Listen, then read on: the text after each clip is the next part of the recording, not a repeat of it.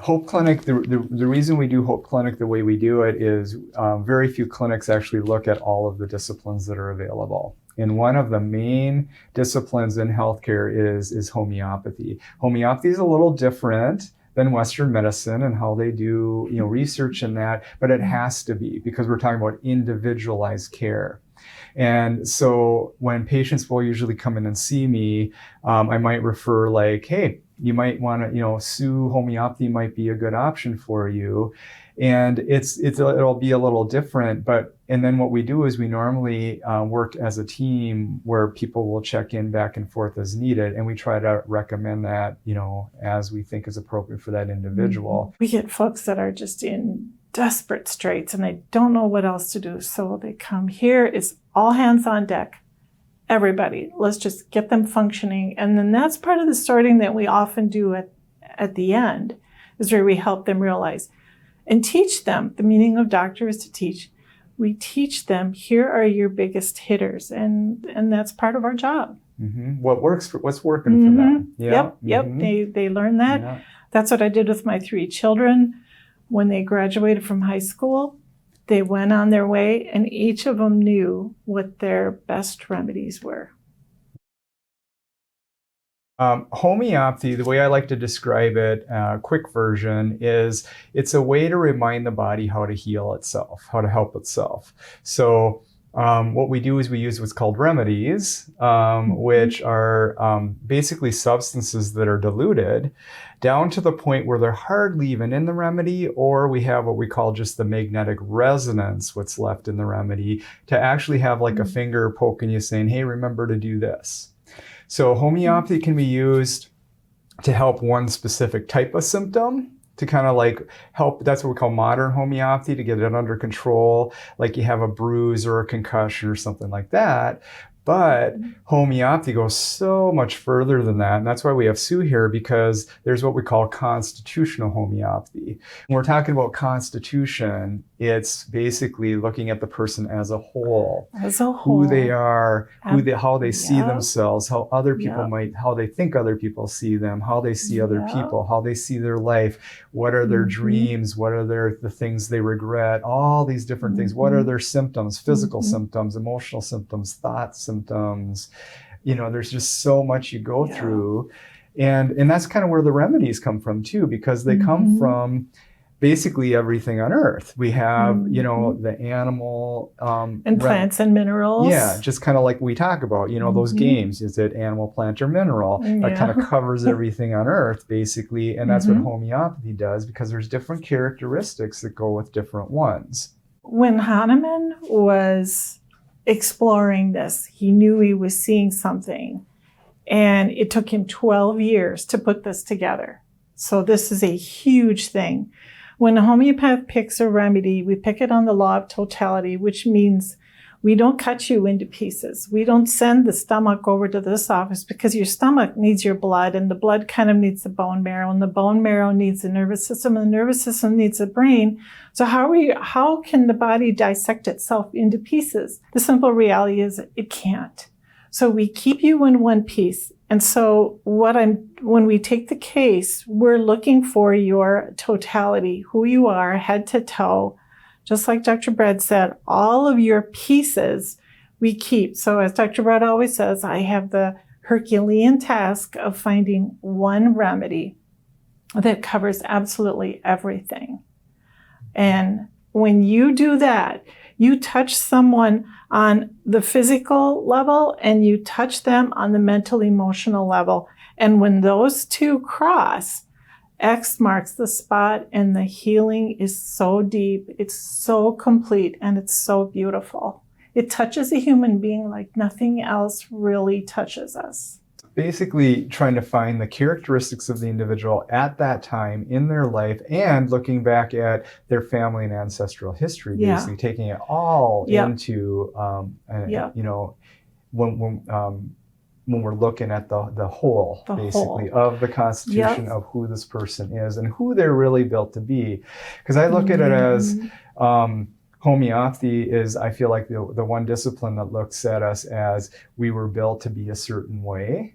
Yes. And Yeah, if you very can much help so. that constitution as to how it was built to be a certain way, it's amazing what the body can do and heal. And it's amazing what the mind and emotions can heal and do. The second law is the law of like cures like, or the law of similars. So I'm looking for something in nature that suffers in a similar manner to you. The remedy that everybody should have at home is arnica. And arnica, Montana, grows very, very high up on the mountains, and it's a member of the daisy family.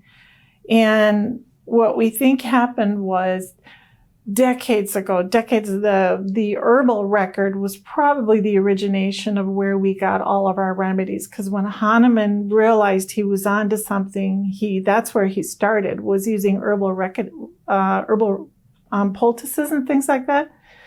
And so one of the remedies that they used for bruising was arnica montana, and it was located on tops of mountains. Well, how did they figure this out? How does this one little plant get known when there's hundreds of them there? Well, here's what happened. The shepherds noticed that when a mountain goat would fall, and it wasn't very often, but when they fell, it was rock after rock after rock. And the bruising they must have had. Yeah, they would have had thick fur, but still, that they got bruising. They noticed that these goats always went to this one plant, not for food, but after the injury. So they thought, well, what do these goats know that we should know? So they took that plant, they made herbal poultices out of it. And when Hahnemann was starting his quest to figure out how this works, that's where he went. And so his question was, when I make this into a homeopathic remedy, is that signature still there? And it is absolutely there. So the feeling with arnica is a feeling of bruised, bumped, like I fell and I've got a purple bruise. That's the keynote of arnica. And when you take that into constitutional homeopathy, they feel bruised, beat up in their mind too. Their dream world will be filled with being beaten and bruised. And that's how you go about detective. That's where the detective comes in. That's why you take the case the way we take the case. We have to find out all this information on you. Where people feel like their back is against the wall. I don't know what else to do. They tell me I'm fine. The test looks fine, but I don't feel fine. What do I do now? Mm-hmm. Yeah, so it's those cases where other things just aren't working. Mm-hmm. What we like to talk about is those chronic conditions, or conditions where there's a mental, emotional, and physical component going on. So, because once you've had a chronic condition, like let's say you've had pain for 3 months, it's not just a physical condition anymore. It's a mental, emotional, and physical condition. And that's where homeopathy shines. Really shines. So some other things that we talk about is like things that have been around a long, long time, like even in family systems, right? Yep. So something that's been in a family system a long time, they just say, oh, this is just part of our family, So there are remedies for everything from, alcoholism to even depression. You can have depression that runs through families, or even anxiety of a certain sort, and that they just assume well, this is just who we are, when actually that's what we call a constitutional thing. There are things you can do to remind the body and the person who they really are and how they can actually be. We've had people come in that they just couldn't get pregnant, and then, the final piece was the homeopathy. And I really love new babies. I love infertility. They're my favorite people of all, because they're trying so hard and options get so difficult. But when we've both heard it, when our Hope Clinic patients come back with their baby, the testimony that they say is, oh my goodness, the doctors and the staff say, that baby is so healthy. We've heard that many times. It isn't enough to just have a baby. We want your baby to be abundantly healthy as we can possibly make it. Our experience at Hope Clinic has been homeopathy should be the first thing to go to with any kind of concussive injury. Yeah. Because if we can catch it quick enough and just remind the body, hey, here's what you're working on, you can see some really great. So we've seen some really good results through the years. Yep. I remember we had one case where she had a traumatic brain injury when she was very young. And we finally, I remember we got up to, what was it, 50 M arnica with her, I think you used. And it was the first time in whatever that was, 30 some 40 years, close to 40 years, that she didn't have pain. Very much. You know, we're kids that couldn't function in school or couldn't function after some traumatic event. We get them on the right remedy support, and it's like a switch clicks on, and they can start to function like there's like we want them to, and gives a lot of ease in life. You can usually see even a bump in their grade, at least sometimes one, sometimes even two bumps in their grade, because they can think better. Their thinking is clearer. Yeah. We'll have a kid that basically just like they have terrible growing pains. They're not really growing at the rate we expect, or they're not developing in the developmental state that we're expecting, or the stages. And then we get that right constitutional remedy or remedy group, and it just seems like they'll all of a sudden have growth spurts, they'll take off, they'll start developing. So that's another big strength. Yeah, growth spurt is often the sign of a really good remedy for kids. Yeah, I had a kid the other day, a while back, that he couldn't take supplements because he couldn't, get them down. He couldn't swallow them. Yep. So what did I do is I sent him over to homeopathy, because all he had to do was take a remedy. Yep. And then that got him balanced enough where his finicky eating and being able to take supplements improved. So we try to mix and match as to where that individual is and what works. And a colicky newborn, how are you going to get a herb? You can't get herbs and supplements into a newborn. So that's where homeopathy is great, because it can remind the body what to do to strengthen it. Yeah. Kind of a little different seeing a homeopath, because that homeopathic line of questioning, it can be a little frustrating to some people. My first visit with Sue, she spent 2 hours with me. And my first hour with her, I thought, I've told this lady more than I've told anyone in my life, including my mom probably. And then we got to the end of the appointment, and Sue tells me, boy, I'm sure glad we had that last hour, because I got nothing out of you the first hour. And so I was like, what is this lady looking for? And so it's this idea of, for some people it feels a little tedious, but some people it's really eye-opening, because you get to see yourself.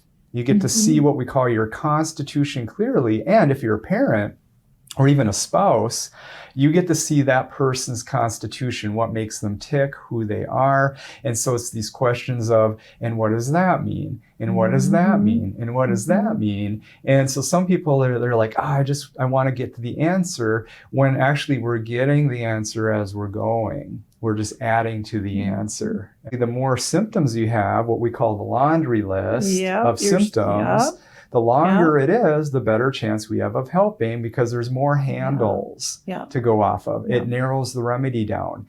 For example, if you do like a remedy for somebody that's depressed, I can't imagine how many hundreds of remedies. Oh, there's hundreds. Yeah. The anxiety rubric has 545. So the really great news is there's 545 remedies for anxiety, but we don't want to go through 545. So we have to figure out, what I need to know is, when does the anxiety happen? When did it start? What happens with the anxiety? What do you feel in your body? All of those things help us, guide us with the remedy choice. I had a colleague who was, she was a psychologist in practice for 10 years. And when she was out of school, I couldn't wait to ask her, Barb, what do you think? What do you think? And she said, oh, I have these patients that have been coming to me for 10 years and we schlep through it and we schlep through it and we think we got it covered. And then all of a sudden life happens and they're back in. And so then now she's got a new tool in her toolbox. She takes the case in a very different way. She gives them the remedy. And they come back in for a couple sessions to kind of work out the bugs here and there. But they're in a totally different state of mind. They're able to, it's like the logical brain and the emotional brain somehow stop fighting each other. And they begin to realize, I think we're supposed to be on the same side. I think we're supposed to work together. And instead of fighting in my own brain, it's peace. They can solve problems. They see life a different way. They're still them. It doesn't make them any less them. And it won't remove that struggle because that is a part of them. And you have to respect that. But they are much more able to work through it. And they don't get so stuck on it like they did before. That's a big strength for homeopathy that can really help people, like even with their therapist or whatever, they might have these stuck areas that you can do therapy and therapy and therapy, and they're still stuck. And then you'll hit the right homeopathic remedy and their therapist will be like, I mean, we've had that before. We actually had that a while back where actually with the medical doc where the medical doc that had this patient on this mood med for 15 plus years. And when we got the right remedy for this patient, all of a sudden they stopped having these gut responses to life in their environment. And their doctor told them, wow, the medication finally started working after over 15 years. Well, no, it was the homeopathic remedy. And maybe the homeopathic remedy allowed the medication to work. But if I remember right, that patient had stopped the med anyway because it hadn't been working. And it was just, it was remedy support. So some cool results. Anything that can help can harm. And we've run into that before where if people were taking remedies constantly just to take care of like a short-term condition, it can actually confuse what we call the constitution or their whole, who they are as a person or their whole being and the ability to heal. You can think of it as, I always like to think of it as a remedy is like having a finger poking you saying, hey, remember to do this. Sometimes it's really comforting. And sometimes it's a little uncomfortable. But if we have too many fingers poking, we can confuse the healing process. And so we run into that at times where we have to weigh. We just had this discussion the other day where we have to weigh between, are we looking for short-term support right now, or are we looking for long-term constitutional whole body, mind, approach? And that's always the challenge. And if you go to a lot of homeopaths nowadays, well, there's a lot of doctors out there using homeopathy, first of all, that really have no idea what they're doing because they think they're trained, but they don't understand that there's over 200 years, well over 200 years of research and training in homeopathy that they're actually not getting because they're not an actual certified homeopath.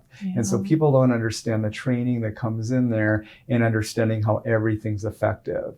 We'll use some short-term support at times, but it's that thing of trying to weigh how much do we use because we don't want to do it at the expense of inhibiting overall healing too. It's kind of like if you're always, it's just like taking a medicine. Homeopathy is very similar to medications in that the primary side effect of a homeopathic remedy is what you're taking it for. So if you overdo it, it could cause the effect you're trying to take it for, just like a medication. Most medications are like that. The primary symptom that you're taking the medication for is what it could actually, is usually the primary side effect. Seizure meds are a good example. Seizure meds are well known to cause seizures. So once a person's been on a seizure med for a while, it's hard to tell, are they getting seizures now because of the med, or are the meds actually helping control them? It's confusing in Western medicine, where in homeopathy, if we're using homeopathy, we can watch for that because we have ways to give symptom relief, but there's also ways to cause deep healing. So it's all, we kind of mix and match to what the patient wants and to what we think is appropriate. When you actually have deep healing, sometimes you can have what's called like a Herring's response. Yeah. And that's what we want people to be familiar with is usually if we have a patient come in and we think they're going to have hearings responses, we'll try to tell them that. It's just, we have to be careful with it because in healthcare, there's what's called a healing crisis, which is similar to a hearings response, and it gets overused a lot. Like if something's not going correctly in healthcare, sometimes they'll just say, "Oh, you're supposed to feel terrible for for a long time before you feel better." When in most cases, that's not the truth. It's not true. I mean, 5 years later, and they're still saying, "Well, it's a healing crisis." No. So there's actual rules in homeopathy. There's for rules on a healing crisis or a hearings response, and a hearings response is the idea of old symptoms coming back for a short while. Key is short while. Or what we call a fever response, where the person might get a fever, where the body's actually, fevers are really helpful for the body to recalibrate a lot of things. So that's another way we'll use homeopathy is we think if a person has an immune issue, like autoimmune or some kind of immune issue, they're sick a lot or have something like that, hormonal issues, even mental emotional issues, all of that stuff can get recalibrated by a correct fever response. And that's something we try to give people a heads up, like, hey, if we hit the right remedy, usually like about 2 weeks afterwards, there could be a hearings response where an old symptom or group of symptoms comes back for a short while, or a fever kicks up for a short while, or even a skin rash. Because we see a lot of skin rashes nowadays just because of the vaccinations that are out there. That's for sure. That the body, some of the like the MMR and some of those can kind of affect the gut. There's plenty of research on that now. And homeopathy can sometimes kind of like clear that out, clear out something that's not, that's confused. Because really that's kind of the idea of homeopathy, right? Is just taking the confusion away. The body knows where it wants to get back to. Just the slightest nudge, it's astounding what can happen if it just gets the right thing to nudge it back into place. It's amazing. Yeah. My first introduction to homeopathy was Sue was fresh out of school. We were working out of the same building. And I, at the time, to be honest, I thought homeopathy was a bunch of baloney, but I liked Sue. Sue's laugh, I could hear her at the other end of the building. And I thought, well, they're having fun in there when she's seeing patients. So what's this like? And so she let me practice on her. And the very first remedy Sue put me on, I was having a really hard time. My mom had just passed away. I was having a lot of stress. I was having patients coming in with bigger problems than I really sometimes knew what to do with. And I was kind of pretty close to quitting practice. And Sue put me on a remedy called agar. And I almost didn't take it. I actually was this close to leaving for the day from the clinic at lunchtime and not coming back because I was so stressed out. And Sue had given me this remedy and it was on my desk. And I thought, well, I'll just go ahead and take that, even though I didn't. So you don't have to believe in it for it to work. Okay. Some people will say that. Well, you have to believe. No, you don't. Because I experienced that. And I took that remedy and it just shifted things. All of a sudden, things were doable. I got to see my problems a little clearer than other people's problems and that kind of thing. And then I found out agar is kind of like, what do you call it? Like almost like a superhero remedy? Yeah, it's the person who really wants to be the superhero. They just... honorable intentions galore, but it is not humanly possible. So I was trying to help myself and everybody else in my life, and I couldn't. And the agar balanced me out. And remedies can change, right? Because I know I experienced that. I went through a really hard time in my life at one point, just a lot of stress. And I know you had put me on a remedy that was really helpful to keep me going. And in fact, I remember at one point you would actually warn the staff that I just redosed Dr. Brad's remedy because I would go from almost a depressive state to after taking the remedy, I would come in and I would be actually like, why aren't we changing the world right now? Let's get out there. He'd be a fireball. Like tie him down or something. You know, he'd just be on fire. Yeah. But that's what I needed during that time of life in order to keep functioning and help patients and keep things, the clinic going and my personal life going. Yeah. Our whole goal is to try to help that person find what works for them. And sometimes patients will become just completely homeopathy in their care at times because it works so well for them. And at other times it's a mix where we need, like we've been running into that with the CNSR therapy, where if somebody's had a concussion where their cranium has been collapsed and locked up so long, sometimes the homeopathy, even when we're hitting the right remedies, doesn't work all the way through. So then we might need to do another therapy to open up the cranium so that the homeopathy can work. Also, we've had good results back and forth between like nutritional supplements or even organ systems and homeopathy, where we need to balance an organ, how the organ systems in the body work, the healing processes, or we need to build up nutrients, and then the homeopathy works better.